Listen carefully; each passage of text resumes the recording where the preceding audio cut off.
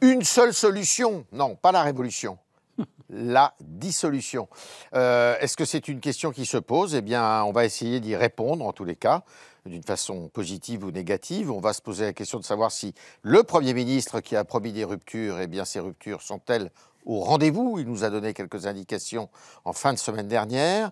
Le Parti socialiste, eh bien, est-ce que le Parti socialiste peut survivre sans la France insoumise? C'est la deuxième question qu'on se posera. Et puis, finalement, est-ce que les clés de la situation ne sont pas dans les mains du Rassemblement national? Ce sont trois questions auxquelles nous tenterons de répondre ce soir avec tous nos invités. Vous êtes au Club Le Figaro Politique et vous êtes, comme tous les lundis soirs, les bienvenus. Pour en parler aujourd'hui, Charles Jégu, grand reporter au Figaro Magazine, chroniqueur au Figaro Quotidien, Judith Van Traube, que vous retrouvez dans les colonnes du Figaro Magazine également, mais aussi sur CNews, Paul Lobaché, journaliste au Figaro, où vous êtes plus particulièrement chargé de suivre le Rassemblement national, vous allez pouvoir nous en parler, et Jérôme Jaffray. Merci Jérôme, politologue, qu'on ne présente plus, qui est internationalement connu, on va dire. Petitement nationalement. Alors les ruptures sont-elles là, Jérôme? Les ruptures promises lors de son arrivée à Matignon, le Premier ministre avait dit il faut des ruptures, il faut une rupture par rapport à la pratique de François Bayrou. Est-ce que vous les décelez? Non. Non. Non. Mais on ne savait pas très bien de quelle rupture exactement parlait Sébastien Lecornu lors de cette passation de pouvoir. Et d'un discours de 2 minutes 30 secondes, Gabriel Attal aurait pu en prendre des leçons lors de cette passation de pouvoir avec Michel Barnier. On ne savait pas très bien ce qu'était exactement la rupture et on ne le sait toujours pas, à la vérité. Il y a rupture et rupture. Est-ce que c'est une rupture avec effectivement la gouvernance Bayrou? Elle serait absolument nécessaire, vu ce qu'a été la gouvernance Bayrou. Sur la forme, notamment? Oui, et même sur le fond aussi, c'est-à-dire l'absence de négociation, de discussion, le fait de présenter des mesures le 15 juillet très détaillées, puis ensuite d'expliquer qu'il s'agit de faire un vote, une question de confiance pour savoir si on approuve son diagnostic, alors même qu'il avait présenté ses solutions avant. Bref, là, la rupture est incontestablement nécessaire. Mais on pouvait aussi se demander dans quelle mesure il ne pouvait pas y avoir une rupture avec la façon de gouverner sous Macron. Et le fait que Sébastien Lecornu soit si proche d'Emmanuel Macron, beaucoup pouvaient se dire mais c'est impossible, c'est l'homme de Macron. C'est l'homme de Macron, mais précisément étant l'homme de Macron, il a plus de liberté qu'en aurait d'autres pour gérer autrement. Mais jusqu'à présent, il ne nous l'a pas démontré. Et enfin, je termine, rassurez-vous, l'hypothèse de la rupture avec le macronisme, au-delà de Macron, c'est-à-dire la recherche du en même temps, la recherche de solutions alternatives, un coup à gauche, un coup à droite. Bref, tout cela était posé et je dois avouer que c'était donc le 9 septembre ou le 10 que cette passation a eu lieu. Nous sommes 3 semaines plus tard et nous n'en savons pas plus. Oui. D'accord avec ce diagnostic, Judith? Je rajouterais même qu'on en sait encore moins. Parce que vous parliez de rupture dans la méthode de gouvernement telle que François Bayrou l'avait adoptée en annonçant des choses très précises pour ensuite dire en gros tout est négociable. Il y a eu aussi quand même une contradiction dans les premiers jours, premières semaines de Sébastien Lecornu. On a bien compris, tous ceux qui suivent la politique au jour le jour, enfin, on a cru comprendre, je me corrige, qu'il regardait plutôt vers la gauche et qu'il attendait plutôt... sur les conseils du président de la République, d'ailleurs. Une mansuétude de la gauche sur les conseils d'Emmanuel Macron. Et en fait, le principal enseignement de l'interview à laquelle Yves faisait référence, qu'il a donnée aux Parisiens, c'est voilà ce que je ne ferai pas. Donc je ne ferai pas la taxation des super riches, la taxation Zuckman qui m'est demandée. Donc on sait où il ne veut pas aller. Ça ne nous dit rien sur ce qu'il veut faire. Oui, c'est ça, Paul. Il est assez surprenant parce que c'est vrai qu'il y a eu aussi un effet médiatique, je veux dire une pression médiatique en disant la taxe Zuckman, le retour de l'ISF, tout ça. Et finalement, il ne s'est rien passé sur ce front-là. Non, et... Enfin, il ne se passe rien pour le moment. En tout cas, parce que là où il n'y a pas de rupture, c'est qu'il doit préserver un héritage. C'est pour ça que la rupture, elle va être compliquée. Celui du président de la République, c'est-à-dire les réformes qu'a engagées Emmanuel Macron et ses différents premiers ministres, ses nombreux différents premiers ministres depuis bientôt 8 ans, 9 ans. C'est donc de préserver la politique de l'offre, de préserver l'attractivité fiscale de la France, d'éviter qu'il y ait, en tout cas, tout ce discours anti-riche. Et donc, face à la gauche, même si le président lui a donné pour mission de faire un deal avec une partie de la gauche, le Parti socialiste et pourquoi pas les écologistes et le Parti communiste, eh bien, c'est là où il y a une contradiction qui est insurmontable. C'est-à-dire que jamais la gauche qui va être arc-boutée sur ses totems, surtout alors que 2027 approche, ou même que les municipales arrivent à grands pas, va céder sur des totems qui sont trop emblématiques pour ce qu'on appelle aujourd'hui le peuple de gauche. Donc ça veut dire, Charles, que finalement, il va faire la même chose que François Bayrou, il va faire la même chose que Michel Barnier? Bon, vous avez parfaitement fait l'exégèse de la rupture, donc je ne peux plus rien dire. Non, alors, ceci dit, j'avais compris qu'il y avait une petite nouvelle idée qui avait été suggérée par les uns ou les autres de germaniser l'approche de la construction d'une plateforme d'idées, de programmes. Prendre son temps. Prendre son temps, trouver un accord préalable avant de nommer un gouvernement. Et donc, ça pouvait être une des interprétations que l'on donnait à ce mot de rupture. Mais pour l'instant, on voit que c'est plutôt une manière de gagner du temps. Ce qui nous renvoie à la question générale de cette émission, y aura-t-il un jour des solutions? Le but est de gagner du temps, puisqu'on sait à quel point il est difficile ensuite de ne pas être censuré. Donc le Premier ministre consulte les syndicats, consulte les présidents de groupe, etc., mais ne nomme pas de gouvernement. Au moins, ce qui est inédit aujourd'hui, c'est qu'on a un Premier ministre sans gouvernement, et d'après ce que j'ai compris, c'est celui qui... c'est la première fois qu'on a un Premier ministre qui tient si longtemps. C'est le record, oui. Voilà. C'est un record sur la 5e. C'est une petite rupture. Voilà. Il peut tenir longtemps comme ça, Jérôme? Écoutez, si vous permettez une ou deux choses sur ce qui a été dit. Pourquoi se tourner vers la gauche là? Je vois bien qu'au Figaro, se tourner vers la gauche paraît une idée un peu étrange. Réfléchissons du point de vue d'Emmanuel Macron.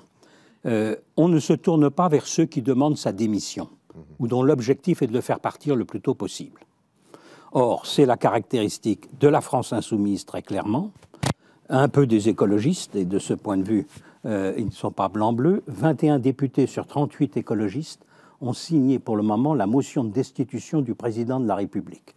Et puis, le Rassemblement national a aussi une stratégie d'accélération vers les urnes, d'une dissolution, on va en reparler, puisque dissolution est le sujet de l'émission, dissolution allant vers une sorte d'émission forcée du président de la République, c'est ça. Donc, il n'y avait plus que le Parti socialiste vers qui se tourner, parce qu'il ne demande ni démission, ni dissolution.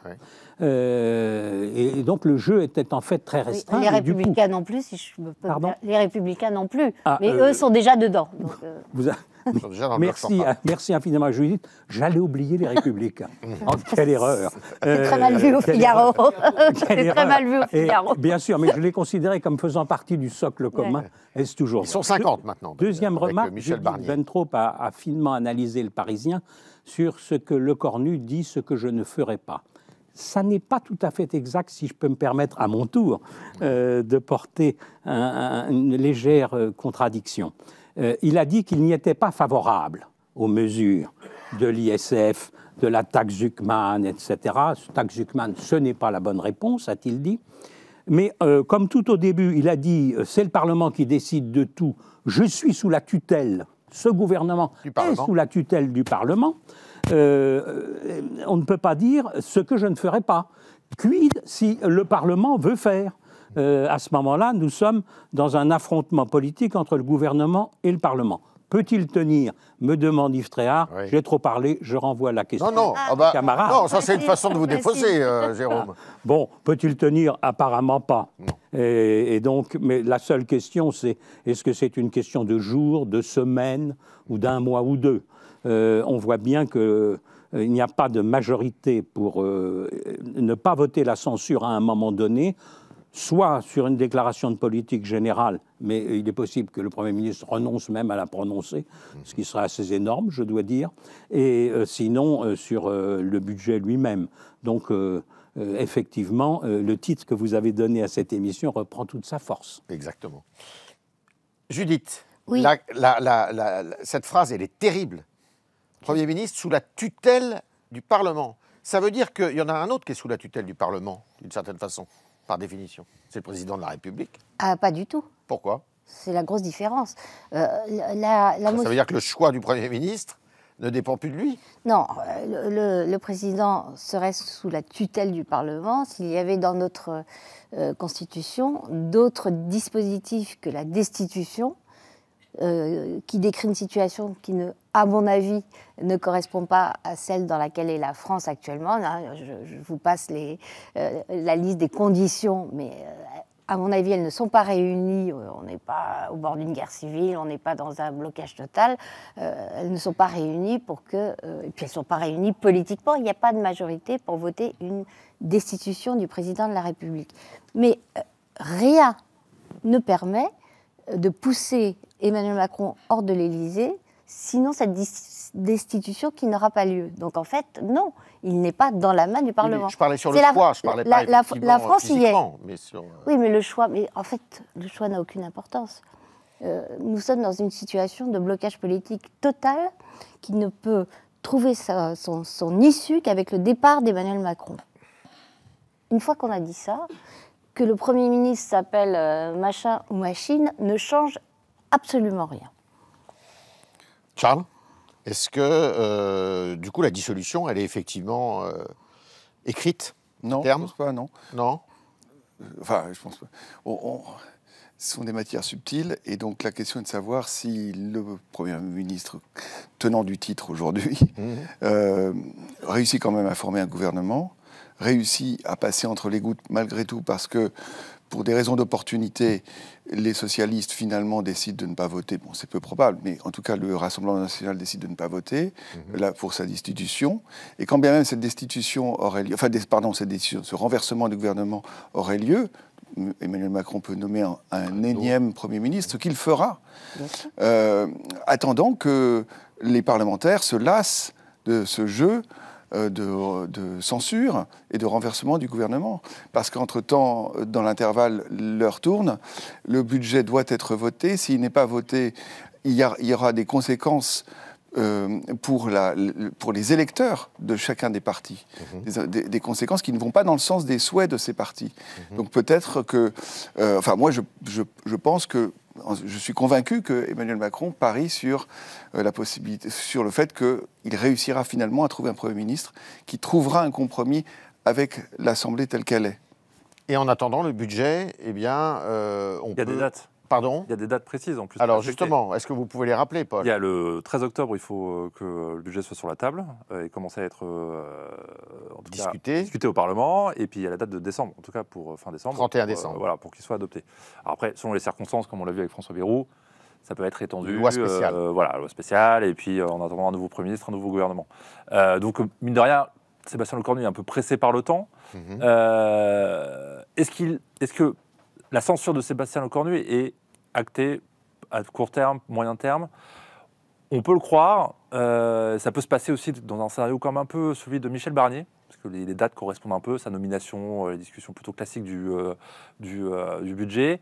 Le RN n'envisage pas de voter une motion de censure juste après la déclaration de politique générale, donc ça laisse un peu de temps à Sébastien Lecornu de voir la fin arriver, en tout cas d'avoir un espèce de supplice chinois pendant de longues semaines. Tout ça peut capoter sur des discussions budgétaires, sur des mesurettes.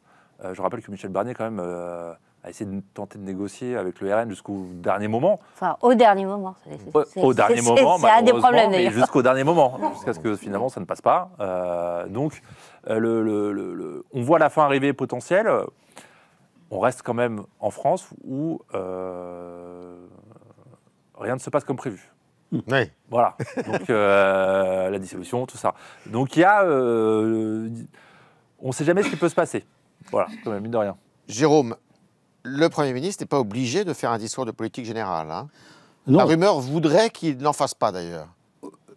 Tout à fait. Je lis le Figaro chaque jour pour savoir ce qu'il en est. Et j'essaye ainsi de m'informer.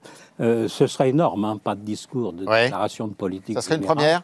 Alors, je ne vois pas de précédent. Ce qui avait déjà beaucoup choqué, ça remonte à 1966 et 1967, où j'étais encore très jeune, et où Georges Pompidou n'avait pas posé la question de confiance au Parlement à l'issue d'une déclaration de politique générale. En 1966, parce que le général de Gaulle venait d'être réélu et il considérait que vis-à-vis de la vie parlementaire, ce n'était pas un événement qui la concernait. Bon. Ça, instruction du général très clairement. Et en 67, parce qu'il n'y avait qu'une majorité d'une voix pour les gaullistes, d'un siège pour les gaullistes à l'Assemblée nationale, et donc on l'évitait. Ensuite, ça a été le cas, par exemple, de Rocard. Assez souvent, il n'y a pas eu... Bérégovoy. Chaque fois qu'il y a une majorité relative, on ne posait plus la question de confiance. Mais il y avait quand même une déclaration de politique générale, ne serait-ce que pour expliquer ce qu'on comptait faire. Voilà. Ne pas en faire dit bien qu'on ne sait pas très bien ce qu'on va faire. C'est ainsi qu'il faut l'interpréter. Alors, retarder la censure, il y a un jeu, effectivement, de supplice chinois. La formule a été employée très justement. Par exemple, je ne vois pas l'intérêt qu'aurait le Rassemblement national à voter à toute allure une motion de censure déposée par la gauche. Il aurait l'air d'être à la remorque de la gauche. Le Rassemblement national, dans un premier temps, dit... Mais nous attendons des précisions sur le budget, nous avons des exigences, nous voulons qu'elles soient respectées. Et si elles le sont, bien entendu, ça ira très bien, mais nous les rappelons. Voilà. Et donc, c'est pas tout de suite que ça se passe. Et les socialistes, malgré tout, suivre LFI. Alors, j'empiète sur vos sujets. Alors, on va y arriver d'ailleurs, allez-y. Suivre LFI dans le détail pour dire tout de suite, dès que LFI met une motion de censure, nous la votons. Non, là aussi, il faut pouvoir dire, mais nous exigeons jusqu'au bout que vous preniez des mesures. Et enfin, dans le sens de Charles Jégu, l'une des difficultés d'Emmanuel Macron à prononcer la dissolution, c'est qu'il ne s'appuie pratiquement sur aucune force pour mener le combat en cas de dissolution. Premièrement, son impopularité est telle qu'elle n'est pas un levier électoral, et deuxièmement, il n'a plus la maîtrise des forces politiques du socle commun, à commencer par son propre parti, Renaissance, de Gabriel Attal, et donc c'est un problème majeur. Dans les dissolutions précédentes, le président de la République, quand il lançait la dissolution, s'appuyait sur une force puissante. Et donc l'objectif logique de ce que vous disiez, Charles, consistant à prendre le pays à témoin du blocage du Parlement, car ce serait ça le jeu normal de Macron, l'inconvénient majeur, c'est qu'il n'a ni la popularité ni la force politique pour mener ce combat dans de bonnes conditions. Alors, vous parliez de la gauche, eh bien, on va s'intéresser justement au Parti socialiste, qui est parfois un peu difficile à comprendre et à suivre. Et je vous invite d'abord à regarder ce petit sujet. L'union, vous savez bien. Mais ce que je sais, c'est que sans l'union, il n'y aura pas de victoire. Et donc, il y a un candidat qui a déjà annoncé qu'il serait candidat, Jean-Luc Mélenchon. Et puis maintenant, il y a tous ceux qui représentent cette gauche qui sait se rassembler aux municipales, aux législatives, et qui devraient aussi se rassembler pour l'élection présidentielle. C'est ce que je souhaite. Et donc, de Ruffin à Glucksmann, nous devons avoir le moyen de trouver un seul candidat qui permette demain d'aborder un second tour et de gagner, parce que il y a maintenant une attente très forte en notre direction. Alors là, si le Parti socialiste une deuxième fois sauvait le macronisme, ça serait, à mon avis, je pense qu'il en aurait les conséquences dans les urnes quelques mois après. Ça veut dire quoi, juste les conséquences? C'est rupture totale avec la France Insoumise? Oui, s'il y avait, bien sûr. Il y a déjà une rupture parce qu'ils n'ont pas voté la censure. Mais alors là, si le Parti socialiste, une deuxième fois, sauvait le macronisme, faisait le malheur du pays, inutile de vous dire que c'est des choses dont nous tirerions définitivement les conséquences. Donc là, il y a plus... Alors, Charles, de quel côté penche le Parti socialiste et a intérêt à pencher? En tant que spécialiste, j'allais vous dire de la rue de Solferino, c'est vous dire à quel point je suis à la page.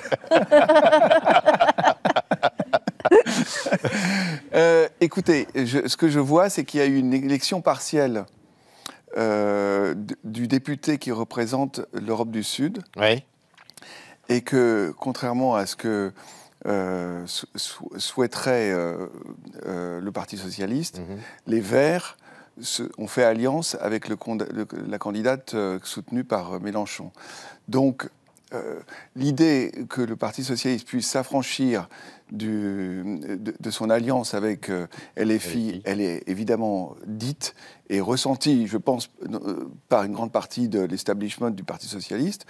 Mais en revanche, ça suppose quand même qu'ils puissent entraîner derrière eux le Parti communiste et les Verts, pour créer une force suffisamment convaincante, importante, notamment devant les électeurs s'il devait y avoir une dissolution. Et là, à l'occasion de cette partielle, on voit que quand même l'exercice est très difficile. Donc il y a les mots qui sont prononcés maintenant, mais qui sont sans conséquence. Mais au moment d'une dissolution éventuelle, je ne suis pas sûr que le Parti socialiste y parvienne dans les circonscriptions prises les unes après les autres. Donc ils ont tout intérêt, Judith, à voter une censure. Les socialistes ? Les socialistes. Non. Non, parce qu'ils n'ont pas intérêt du tout à être mis à l'heure des choix. Avant, selon toute vraisemblance, avant la présidentielle et donc avant les législatives, il y a les municipales qui sont programmées pour mars prochain. Qu'a dit M. Olivier Faure, qui vient de nous expliquer doctement que l'avenir, c'est de se débarrasser de Jean-Luc Mélenchon en nouant une alliance qui permette de l'éjecter de la vie politique. Olivier Faure a dit « Il n'y aura pas d'alliance entre le Parti socialiste et la France insoumise aux municipales, sauf dans les endroits où il y en aura. » Mais avec un ton de fermeté et de conviction absolument impressionnant. Ouais. Donc ça veut dire qu'il continue à suivre la Olivier France Faure lui-même doit largement son siège à la France insoumise, son siège de député. Il n'a pas donné l'impression de quelqu'un qui est prêt à se faire harakiri.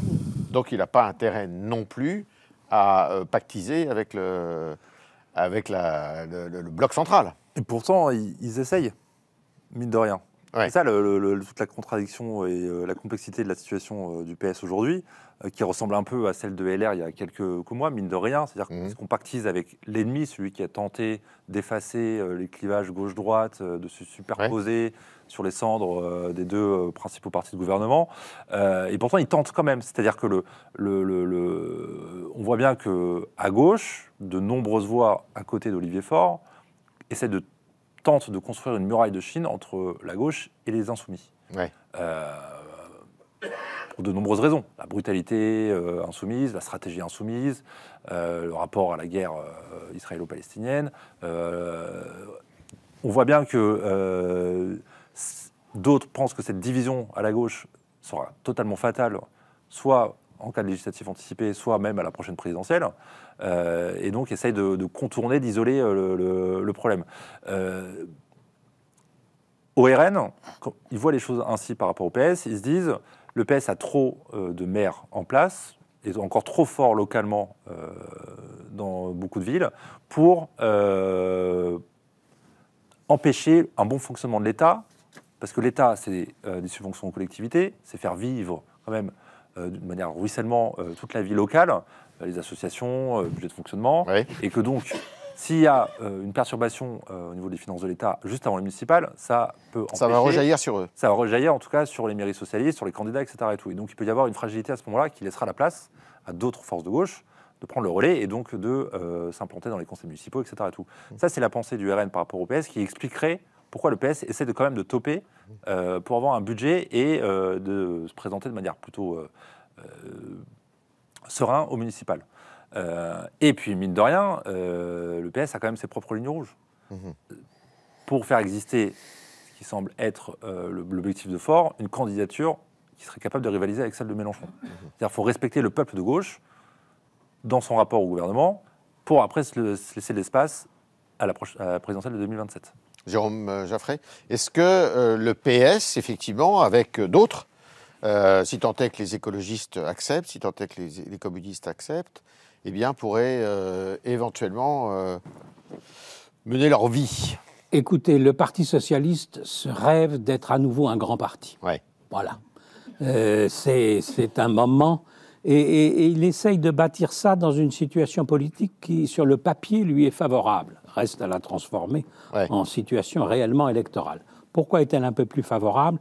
Détestation du macronisme, image exécrable de la France insoumise dans l'opinion publique, y compris dans une large partie de l'électorat de gauche. Donc il y a un espace. Voie de passage possible qui s'est agrandi. Pour le camp de la social-démocratie rénovée. Charles a raison de souligner que les Verts ne sont pas des partenaires acquis, c'est le moins qu'on puisse dire. La France insoumise a eu d'ailleurs le génie mélenchoniste, qu'il lui faut lui reconnaître, c'est d'attribuer aux leaders écologistes des circonscriptions ultra à gauche. Ou si vous n'avez pas le soutien insoumis, Paris, 10e arrondissement, 11e arrondissement, 18e arrondissement, voilà, ça c'est du vote insoumis, et c'est des députés écologistes. Donc, si il y avait ce schéma, je vois plutôt les Verts éclater en deux tendances, celle qui aurait des candidats avec les insoumis et celle qui aurait des candidats avec le camp réformiste. Mais l'intérêt des socialistes à une dissolution, d'abord, le doux parfum des sondages leur fait espérer qu'ils pourraient devancer la partie insoumise avec une partie des Verts dans un premier tour d'élection et que les macronistes s'effondrant, ils pourraient se retrouver en situation d'accéder au second tour face au RN. Mais là, la détestation du macronisme ne jouant pas contre un candidat socialiste, les cartes seraient peut-être plus ouvertes pour eux. Et autre objectif socialiste, d'arrière-pensée, c'est une hypothèse, je n'ai aucune confidence, je vous l'avoue, mais c'est qu'il est essentiel, avant la présidentielle, d'affronter dans les législatives la France insoumise, sinon Mélenchon pliera le combat à gauche du premier tour de la présidentielle, comme il l'a fait déjà en 2017 et 2022, parce que c'est un bien meilleur candidat que tous les autres. Il faut donc d'abord faire reculer la France insoumise et la battre dans des législatives pour pouvoir aller à une présidentielle dans des conditions correctes. Alors là-dessus, et Paul Lebachet a souligné très justement, il y a le calendrier des municipales, et Judith l'a souligné aussi. Et donc, si on veut forcer Macron à la dissolution, il faut aller très, très vite. Il faut essayer. Et le RN, alors là, j'empiète sur votre troisième partie allègrement. C'est la deuxième fois. Oui, mais j'ai noté que Paul s'était permis aussi de le faire. Oui, bien sûr. Donc je me suis dit, et en plus, il dénonce. La voie est ouverte, on peut y aller. Le RN, il a le problème, alors du coup j'empiète allègrement, il a le problème du procès en appel de Marine Le Pen qui commence le 13 janvier. C'est pas idéal de faire des législatives en plein procès de Marine Le Pen. Léger détail aussi. Bref, tout le monde veut foncer. Bien sûr. Oui. Oui, mais ça, pardon, juste, vous disiez tout à l'heure, je ne vois pas l'intérêt qu'aurait le Rassemblement national à aller vite vers une dissolution, c'est celui-là l'intérêt. Voilà, et vous m'avez admirablement compris. Voilà. Charles, il y a une idée aussi qui a pas mal occupé les congressistes dans l'Aude là, ce week-end, c'est le fait d'organiser une primaire, justement, hors Mélenchon. Est-ce que ça, c'est quelque chose qui vous paraît raisonnable pour eux? J'ai jamais été convaincu par les primaires à droite, mais à gauche, parfois, ça peut marcher. Ah oui. En 2012, ça a été plutôt favorable à François Hollande. Mais ils avaient le vent dans les voiles et le Parti socialiste était bien différent de ce qu'il est aujourd'hui. Donc, c'est un peu... quand rien ne va plus, l'idée de la primaire surgit, mais je n'ai rien à en dire de plus. Je voulais simplement réagir sur cette idée de dissolution qui doit se faire vite. On est quand même le 30 septembre bientôt, ou la fin du mois de septembre. Demain. Et le mois de janvier est quand même... presque après-demain. Il reste... on ne voit pas comment lancer une législative dans un temps si court. Il faudrait voter fin novembre pour laisser le temps de la campagne. Ce fut le cas en 1962. Oui, mais il y a un budget à voter. Oui, mais à ce moment-là, on pourrait une loi de reconduction. Une loi spéciale, qui reconduit le budget. Il y a une partie du pays, il y a une grosse différence avec le changement Barnier-Bayrou, si je puis me permettre. Oui. Ça a été un choc pour le pays quand Barnier est tombé. Le pays voulait la stabilité politique et il voulait un budget. Bon. Aujourd'hui, c'est beaucoup moins vrai. C'est-à-dire Tout le monde que s'en fout. le budget inquiète plutôt les Français, puisque ce sera une somme de mauvaises nouvelles. Oui. Donc reconduire le budget de l'année précédente C'est pas plus mal. impôts et les systèmes d'impôts de l'année précédente. Parce qu'il y a une chose dont on n'a pas encore parlé, c'est de la question de la fiscalité. Bien sûr. Et voyez-vous, ça intéresse beaucoup les électeurs de droite. Bien sûr. C'est même un sujet absolument majeur. Donc vous évitez la taxe Zuckman, l'ISF et compagnie si vous n'avez pas de budget.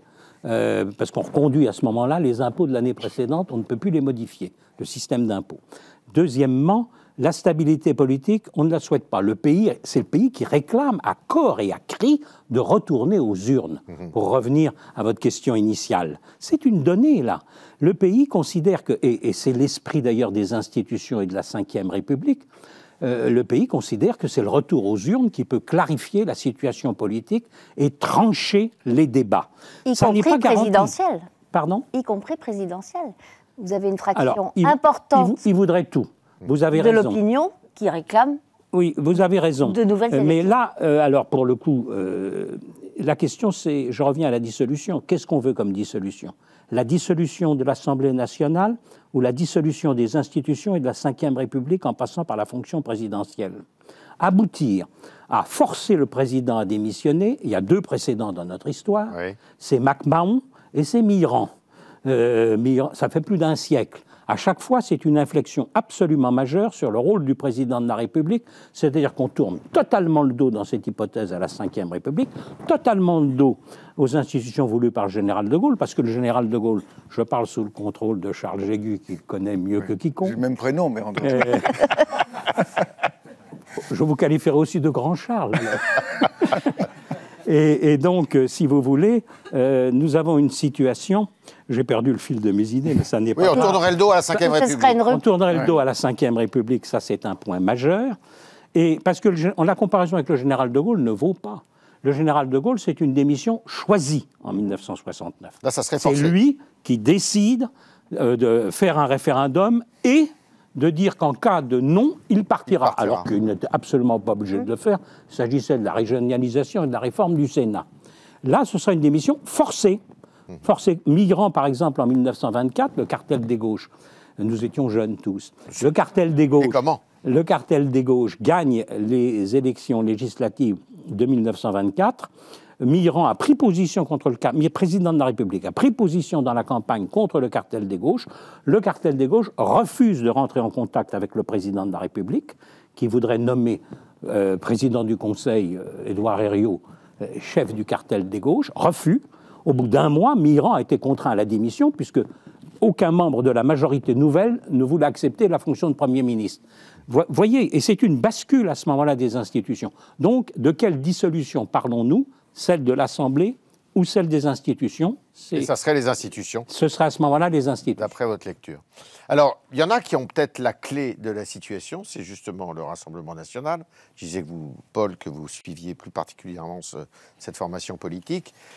C'est vrai qu'on a eu le sentiment, à la lecture de l'interview du Premier ministre vendredi soir, que s'il n'ouvrait pas la porte au Parti socialiste, en revanche, il faisait des petits pas, on va dire, des petits pas, du côté du Rassemblement national, en parlant d'une réforme de l'aide médicale d'État, notamment, qui est cette aide médicale qui est accordée aux immigrés entrés en aux étrangers en situation irrégulière dans notre pays.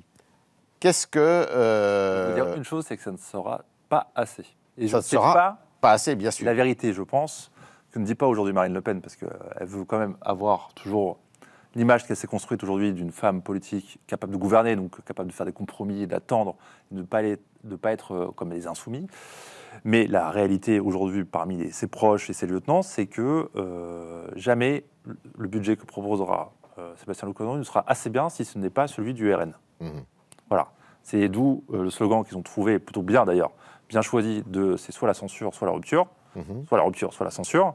Et ce que veut Marine Le Pen, c'est réellement qu'il y ait une rupture sans condition avec le macronisme pour adopter dans son entièreté le programme de Marine Le Pen. Ça n'arrivera pas. Ça n'arrivera pas. Donc, aujourd'hui, Marine Le Pen, ce qu'elle fait depuis la rentrée, même si je pense qu'il y a eu 2 phases en réalité dans le discours lepéniste depuis cet été, c'est qu'elle prépare les esprits à une censure du RN sur, et si vous avez raison sur un point, c'est qu'elle ne veut pas suivre la gauche sur les propres conditions du RN. Oui. Donc ça sera soit un sujet sur l'immigration, soit un sujet sur une hausse d'impôts, soit un sujet de justice fiscale, parce que aujourd'hui les proches de Marine Le Pen ont ce mot à la bouche pour éviter de se faire dépasser par la gauche sur la taxe Zuckman. Donc Marine Le Pen a préparé l'esprit à ça. Il y a eu 2 phases depuis la rentrée. Il y a eu une phase très très accélérationniste au tout début, avant la nomination de Le Cornu et même juste après, où on sentait que Marine Le Pen était très très pressée d'avoir une dissolution. Ouais. Aujourd'hui, le discours interne a un peu changé.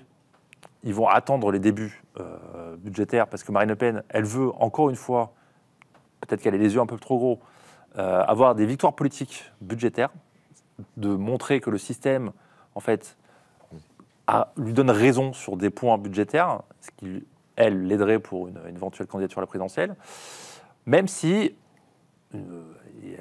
beaucoup de ces lieutenants qui sont ce qu'on peut considérer membres de l'aile populiste et dégagistes du RN ont réellement envie de secouer le régime. Vous avez écrit un papier ce matin, Matignon 2. Oui.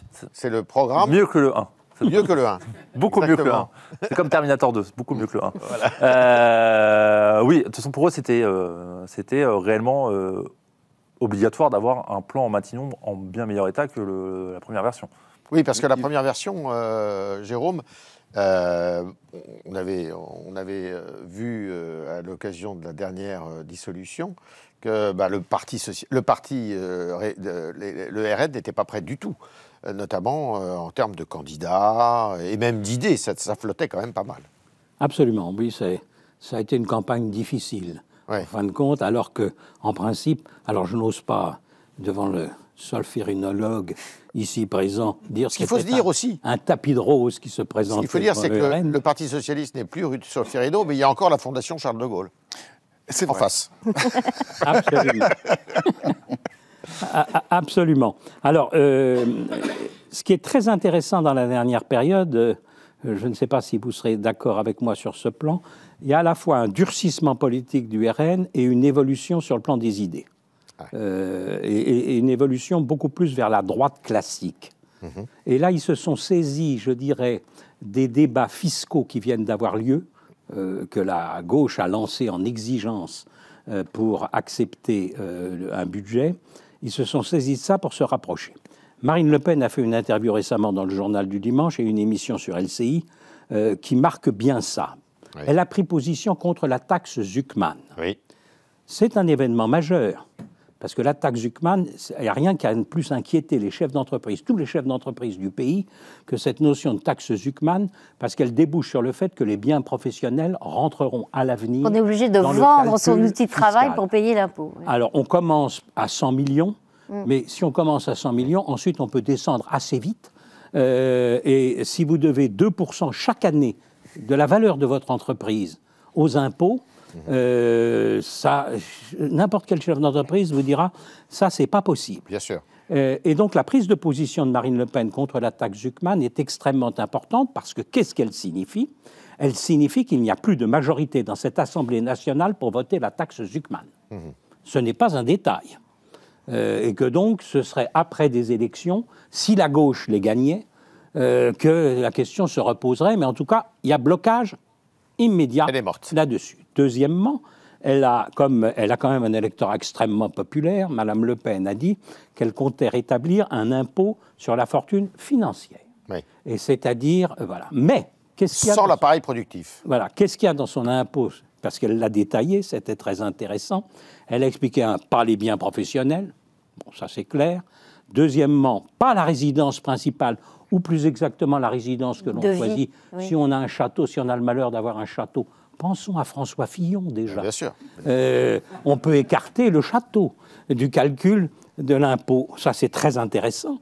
Et troisièmement, même les investissements jusqu'à hauteur de 75% dans les PME et les entreprises de taille intermédiaire. Bref. On se demande ce qui reste.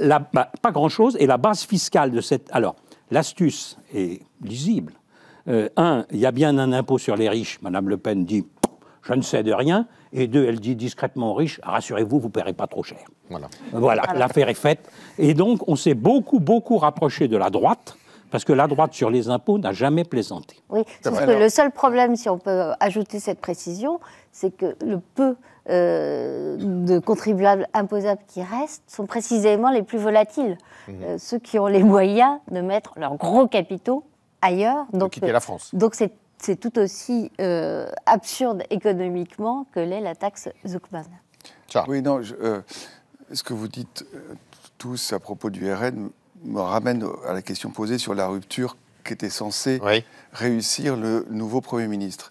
En fait, la vraie rupture qui est non dite depuis le début depuis un an, c'est de savoir si les macronistes et le LR peuvent éventuellement trouver un modus vivendi avec le Rassemblement national. Le premier des premiers ministres qui a gouverné de septembre à décembre ne l'a pas bien fait, et Bayrou l'a mal fait également. Il a sous-estimé, il n'a pas traité Marine Le Pen comme il aurait dû le faire, et il n'a pas envisagé de trouver des formules qui permettent de faire voter un projet de budget qui convienne un peu plus au Rassemblement national pour endormir ou atténuer sa colère, en tout cas sa démonstration de colère. Quand on parle de rupture, si c'est travailler avec le Parti socialiste, alors qu'on sait très bien que LR censurera toute initiative fiscale qui vient du Parti socialiste, c'est idiot.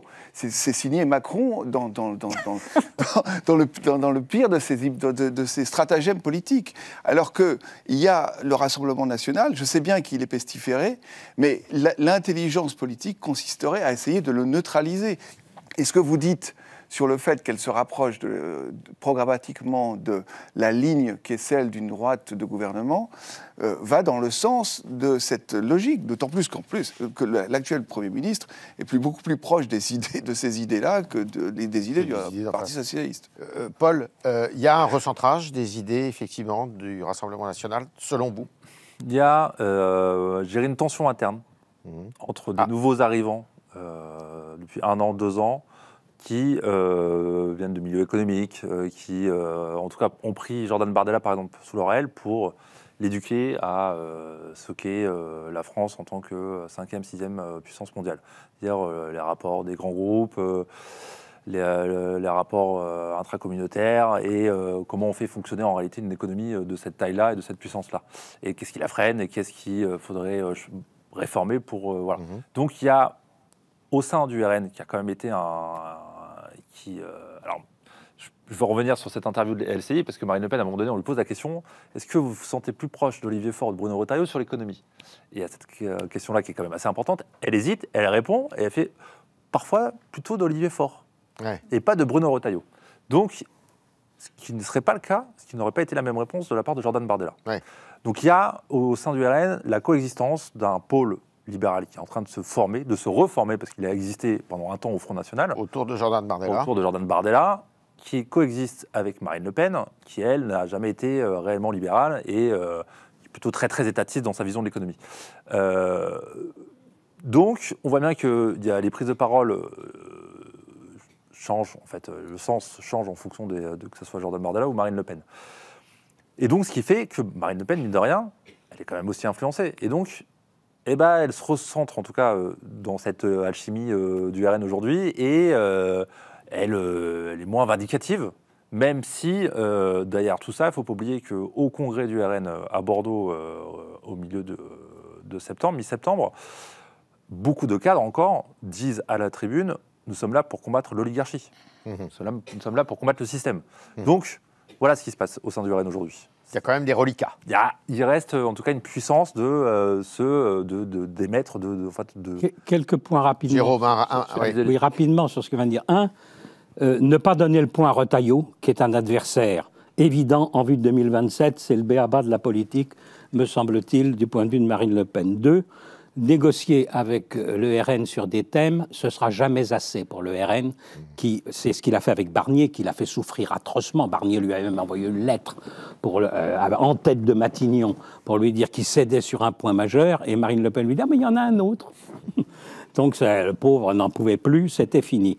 À cette émission également, et dans cette interview au journal du dimanche, Marine Le Pen a dit si elle n'avait pas la majorité absolue aux législatives, mais si elle n'avait qu'une majorité relative, elle irait chercher des soutiens.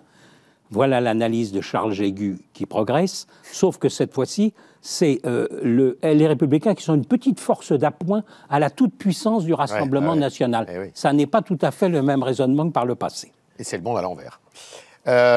Nous sommes arrivés à l'heure de nos coups de griffe, coups de cœur. Judith, ouvre le bal avec le coup de griffe. Avec le coup de griffe. Alors, le coup de griffe, c'est l'actrice Marina Foïs, en espérant ne pas écorcher son nom, qui, dans un magnifique élan de générosité, s'est énervée contre cette hostilité aux étrangers qui lui semble décelée dans une fraction majoritaire de la population française, puisque je vous rappelle que désormais, dans tous les sondages, tous les Français interrogés, quelles que soient leurs préférences partisanes, sont majoritairement pour le contrôle de l'immigration et même pour la diminution des flux migratoires. Donc elle s'est élevée contre ça. Elle s'est élevée contre ça. RTL, apparemment. Vraiment, elle trouve que les gens sont méchants. Vraiment, les gens sont méchants. Alors ça, c'était mon coup de griffe. Mon coup de cœur, c'est pour monsieur Ronan Loas, qui est maire de Plomeur, petite commune du Morbihan, près de Lorient, auquel l'association France-Palestine Solidarité a demandé d'annuler le concert prévu d'Enrico Macias en raison des positions outrageusement pro-israéliennes d'Enrico Macias. Et ce maire, qui s'est fait élire sur une étiquette d'hiver droite, a dit il n'est pas question de désinviter Enrico Macias. C'est un acte de résistance assez rare pour être salué, je trouve. C'est vrai, c'est vrai. Charles. Alors, j'ai un coup de cœur, c'est Nicolas Sarkozy. Ayant suivi sa campagne en 2007 et en ayant un excellent souvenir et n'ayant jamais entendu parler du moindre financement libyen à l'époque, bon, depuis, on a donné sa chance à l'instruction. Il a été relaxé des chefs d'accusation de corruption, mais néanmoins condamné. Bon, mais je lui tire mon chapeau puisqu'il a déclaré au JDD qu'il rejetait la grâce présidentielle. Et donc, je trouve que c'est... ça ne manque pas de panache, puisqu'on l'avait oublié, mais c'est vrai que pour obtenir la grâce, comme il l'explique, il faut admettre qu'on est sa propre culpabilité. Donc c'est mon coup de cœur, et mon coup de griffe, c'est la même chose. L'envers de la médaille, c'est le commentaire que la majorité, enfin les représentants de LR ont pu faire du jugement contre Nicolas Sarkozy, notamment Xavier Bertrand, qui s'est contenté mais beaucoup d'autres, qui se sont contentés de regretter ce jugement, d'exprimer leur amitié à Nicolas Sarkozy pour tout ce qu'il avait représenté pour la droite dans les 20 dernières années, mais qui n'ont pas marqué de surprise vis-à-vis de la contradiction que tout le monde a commentée entre, d'une part, relaxer des chefs d'accusation, le président, et le condamner à 5 ans de prison ferme avec exécution provisoire. Voilà. Je pense que quand on est dans le métier de la politique et qu'on est à droite, ça fait partie des choses qui peuvent être dites. Bien sûr. Paul. Alors, je vais commencer par mon coup de cœur, et donc c'est l'élection de Michel Barnier. De rien, quand même, dans la deuxième circonscription de Paris ce week-end. Circonscription difficile. Hein. Pas facile pour lui, pas facile. Mais le regroupe 6e, 5e et 7e. Il y avait peut-être un danger sur 5e arrondissement, c'était plus difficile pour lui. Mais donc, quand même, il faut saluer déjà encore un nouvel élu pour LR. Mine de rien, ça commence à s'accumuler depuis de nombreuses partielles.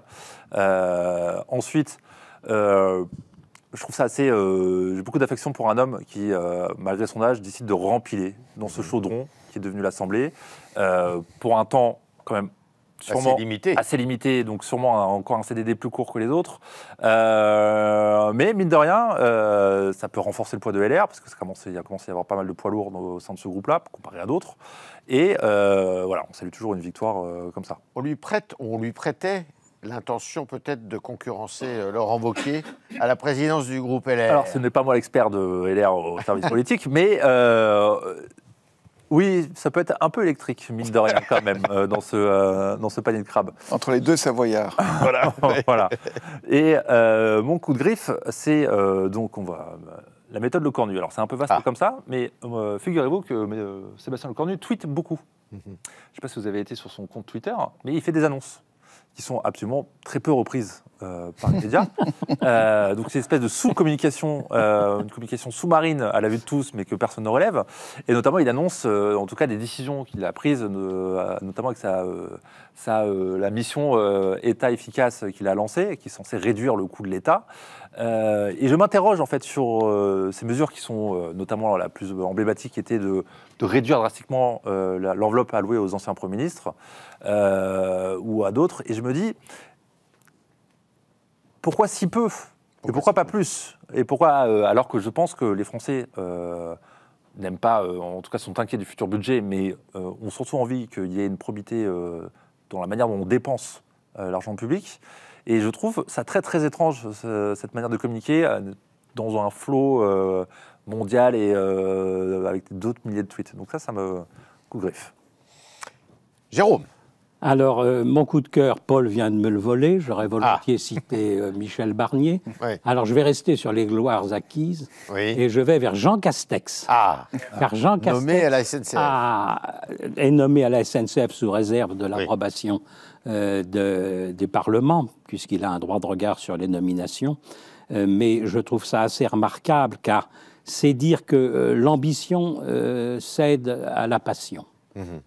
Car Jean Castex, par exemple, Emmanuel Macron aurait volontiers voulu qu'il joue un très grand rôle, ne serait-ce que pour bloquer, par exemple, au hasard, Édouard Philippe, Gabriel Attal, etc. Il l'aurait presque renommé à Matignon s'il avait pu, tellement il s'était bien entendu avec lui. Et Jean Castex avait été apprécié des Français par sa façon de parler, de leur expliquer les choses. Là, on était dans une attitude et un comportement qui plaisait. Il choisit la SNCF parce que c'est sa passion. C'est la passion du rail. Il paraît qu'il est abonné à la vie du rail depuis toujours. C'était son rêve, beaucoup plus important. Il a des petits trains chez lui aussi. Voilà, beaucoup plus important qu'éventuellement d'être candidat à la présidence de la République, voire d'être président de la République. Et mon coup de griffe, alors là, je m'oppose un peu à Charles Jégus sur un point, c'est toutes les personnes qui menacent de mort la présidente du tribunal de grande instance. Charles ne défend pas. Car nous avons parlé, je ne dis pas que Charles faisait partie des personnes qui menaçaient, mais puisque votre coup de cœur est allé à Nicolas Sarkozy, qui effectivement subit une très dure épreuve, incontestablement, je trouve que les menaces de mort à l'égard de la présidente du tribunal, c'est quelque chose qui nous dit la dissolution. Votre émission, c'est la dissolution. La dissolution du respect minimum des institutions est une chose extraordinairement inquiétante. La justice, elle prévoit des procédures d'appel, de cassation. Il y a éventuellement la grâce du président de la République. Et il m'a semblé que la question qui avait été posée à Nicolas Sarkozy, j'ai lu de près l'interview, était « Espérez-vous la grâce ?» Et il a répondu « Certainement pas ». Mais moi, j'aurais bien relancé en disant « Et la refuseriez-vous, la grâce ?» Parce que le président est totalement libre de sa grâce, en réalité. Sauf qu'en faisant appel, de facto, il la refuse. Oui, alors voilà, il y a une procédure d'appel et donc la justice est à plusieurs étages. La présidente du tribunal, elle n'est pas seule à avoir fait le jugement. Ils sont trois en la matière. Il y a un document de 400 pages que tous les journalistes de France ont sur le jugement et qu'ils peuvent travailler. Et j'aimerais au passage que le Figaro y consacrât, par exemple, une page d'analyse sur ce jugement. Ce serait extrêmement utile. Et je pense qu'une des bonnes choses à faire, c'est que ce type de document soit rendu libre d'accès à tout le public pour se faire une idée précise. Mais ces menaces de mort, réellement, elles sont inacceptables. Alors, ce jugement, il est libre d'accès à tout le public, parce que normalement, on peut effectivement se le procurer. Merci. Où ça ? Sur le Légis, il suffit d'aller sur les sites spécialisés et on l'a. Et peut-être via le ministère de la Justice, d'ailleurs. Merci à vous quatre, merci de votre contribution, de vos commentaires sur cette semaine politique. Et puis, on se retrouve la semaine prochaine pour de nouvelles aventures, si elles existent, parce que là, le pays est un peu immobile, c'est le moins qu'on puisse dire.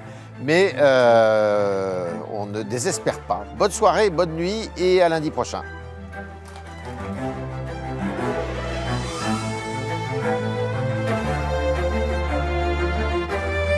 Merci.